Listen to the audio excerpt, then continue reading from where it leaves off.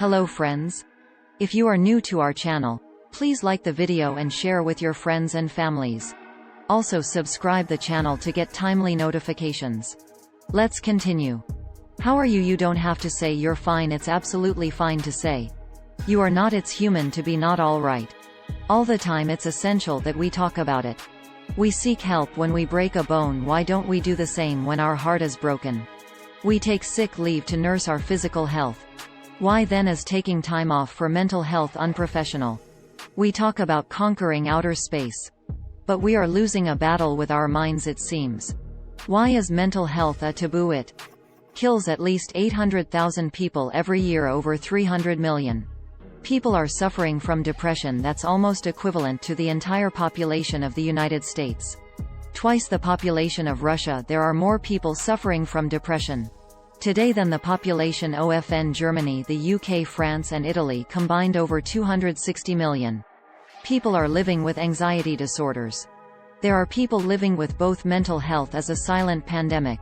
It is killing us and we can stop it. The first step is to start a conversation, and I'll be more than happy to start one. Don't we all fancy celebrities? Their lives look as perfect as their pictures. They have everything, it seems. What many of us can only aspire to have someday: personal fitness coaches, personal chefs, shoppers, hair and makeup artists, personal shoppers, personal stylists. There is someone taking care of everything for them, even their nails, everything. But mental health. Meghan Markle recently spoke about her struggles with mental health, about being depressed, having suicidal thoughts during her pregnancy. These are highly stigmatized topics, but celebrities have started testing the waters. They've triggered conversations from primetime television and newspaper headlines to dinner tables. Depression is becoming an issue people are talking about. Here's a very interesting research. It shows that when a celebrity discloses his or her problem with mental health, the number of people seeking mental health support goes up. A celebrity disclosure serves three functions. It educates people, it inspires people. It also serves as activism of sorts. Long before Meghan Markle, another royal, spoke about her personal struggles in public. Princess Diana in 1993, she spoke about her battle with bulimia. Soon the number of women seeking treatment for bulimia doubled. This phenomenon was called the Dinah effect.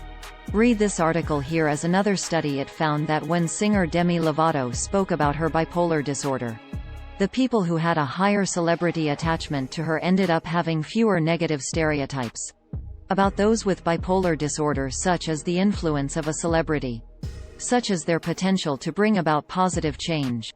I understand that mental health struggles are very personal. The choice to disclose them, all the more it comes with its own costs. But I urge celebrities to talk about their mental health, use their influence to inspire people to seek help. Tell them that depression, anxiety is not a taboo. I think we need to create an environment and a society that understands mental health in a better way. We live highly stressful lives. There are deadlines at work, responsibilities at home, fleeting relationships, pressure to look a certain way on social media, and all of this is bound to take a toll on our mental health. And there's nothing wrong in suffering from anxiety or depression. The problem begins when we hide it. Half of all mental illness begins at the age of 14. Most cases go undetected or untreated. The result is this: suicide, the leading cause of death among 15 to 29-year-olds. Let's try to change this trend. Let's try to understand mental health. So what is mental health? It is our emotional health, our thought patterns, our mood. Mental health dictates our decisions and behavior. Just like physical health, mental health also depends on certain factors. Number 1. Our genes. British scientists studied 839 families. 971 pairs of siblings in these families had severe recurrent major depression. They also had the chromosome 3p2526. Now scientists believe around 40% of depression cases can be traced to a genetic link. Factor number 2. Hormones.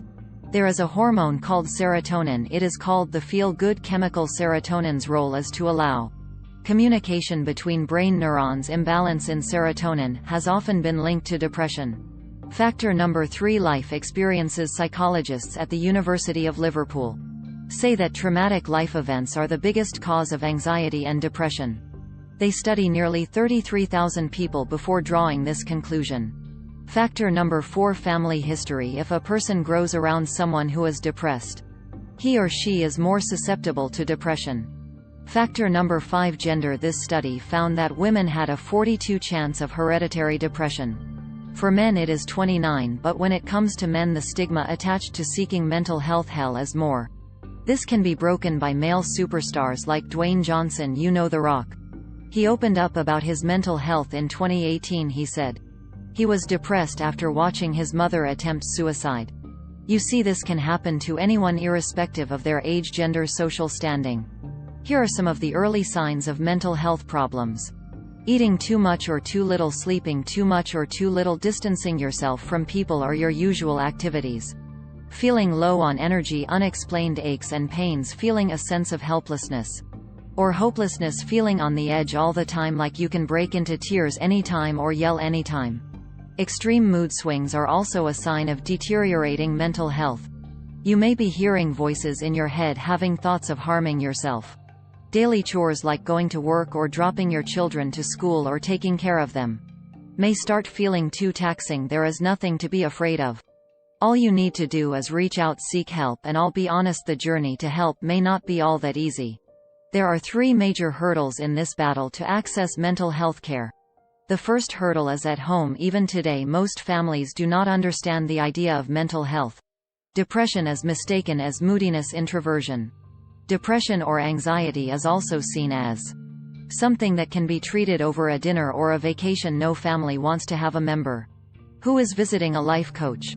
Meghan Markle was stopped from accessing health care. She says she was too royal for it. In China, more than 91% of the people with mental disorders never seek help for their condition.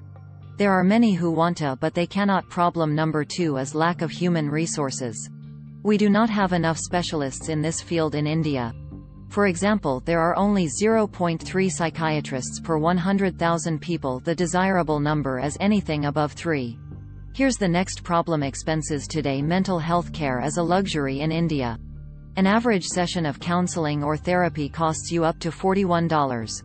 That's around 3,000 rupees. The average cost per counseling session in the UK ranges from $55 to $85. In Japan, between $74 and $138. In the United States, therapists charge up to $120 per session. In cities like New York or Los Angeles, it jumps to $250 per hour. Imagine paying 18,000 rupees for help. Mental wellness is a $121 billion market. It needs also to heal people. Mental health care can no longer be a luxury. And you can help in making it accessible. You know how? By destigmatizing mental health. A healthy mind helps not just the individual but the entire society. Estimates from the World Health Organization show that depression and anxiety cost the global economy $1 trillion every year. Let me tell you how: in lost productivity. Dear bosses, take note: do not judge an employee for taking a day off. Dear celebrities, let's make mental health care accessible. Let's put an end to this silent pandemic.